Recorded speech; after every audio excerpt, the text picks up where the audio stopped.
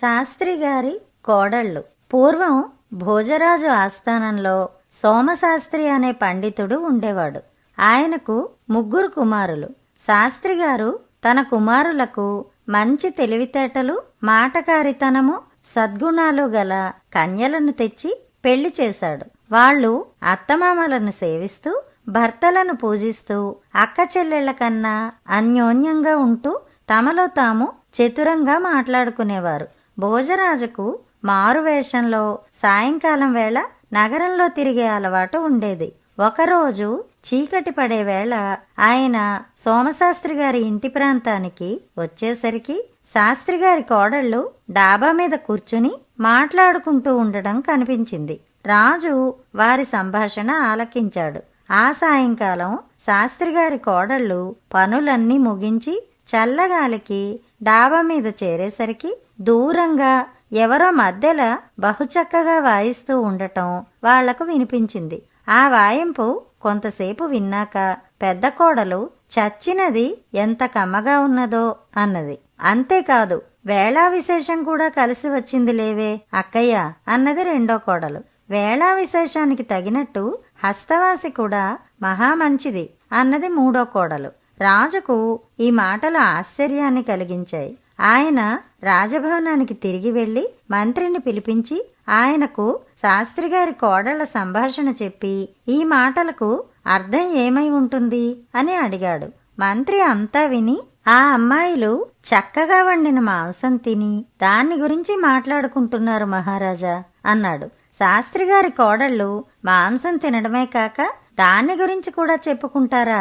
నిజం తేల్చుకోవాలని రాజు మర్నాడు ఆ 3 తన భవనానికి పిలిపించి మంత్రి చేత వారిని అడిగించాడు. మంత్రి ఆ అమ్మాయిలను నిన్న సాయంకాలం మీరు మీ ఇంటి డాబా మీద కూర్చుని ఇలా మాట్లాడుకున్నారు.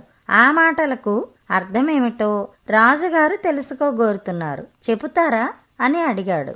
తోటికోడళ్ళు ఆశ్చర్యంగా ఒకరి మొహాలు ఒకరు చూసుకోవటం గమనించి మంత్రి తన ఊహ సరి అయినదేనని సంతోషించాడు. ఇంతలో పెద్ద కోడలు మిగిలిన వాళ్లతో దానిలాగా ఉన్నాడేమిటి అన్నది.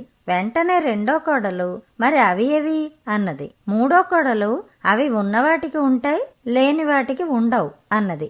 ఈసారి రాజు మంత్రి ఒకరి మొహాలు ఒకరు చూసుకున్నారు. అప్పుడు రాజు పెద్ద కోడలితో, అమ్మా, మీరు మాట్లాడే ధోరణి మాకు బొత్తిగా అయోమయంగా ఉన్నది. నిన్న మీరు మీ డాబా మీద కూర్చుని ఆడుకున్న మాటలు దేన్ని గురించి? నా తృప్తి కోసం చెప్పండి అన్నాడు వినయంగా. మహారాజా, నిన్న సాయంకాలం చల్లగాలికి డాబా మీద చేరేసరికి ఎవరో చాలా చక్కగా మధ్యలో వాయించుతుండడం వినిపించింది. చచ్చిపోయిన జంతువు చర్మం నుంచి అంత చక్కని నాదం రావటం చూసి నేను చచ్చినది ఎంత కమ్మగా ఉన్నదో అన్నాను.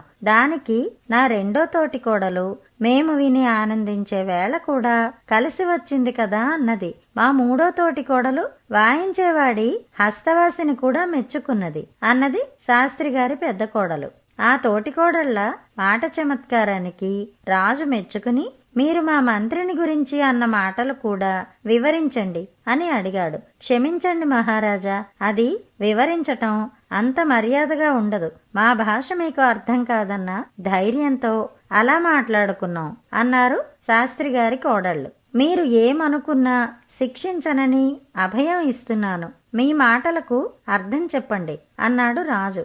మాలో మేం మాట్లాడుకున్న వాటి అర్థం తెలియకపోగా అర్థం అడగటానికి మమ్మల్ని రాజభవనానికి రప్పించినందుకు మాకు కాస్త కోపం వచ్చింది మహారాజా. అందుకని మమ్మల్ని ప్రశ్నించిన మంత్రి గొర్రెలాగున్నాడే అన్నాను అన్నది పెద్ద కోడలు. గొర్రె అయితే కొమ్ములు లేవేమని నేను అడిగాను అన్నది రెండో కోడలు. కొమ్ములు మగ గొర్రెలకుంటాయి, ఆడగొర్రెలకు ఉండవు అని నేనన్నాను. ఇలా అన్నందుకు మీరు మమ్మల్ని క్షమించాలి అన్నది మూడో కోడలు. రాజు వారిని క్షమించడమే కాక ఆ 3 పసుపు కుంకంతో పాటు మంచి కానుకలిచ్చి వాళ్లను గౌరవంగా పంపించేశాడు. కథ కంచికి మనం ఇంటికి.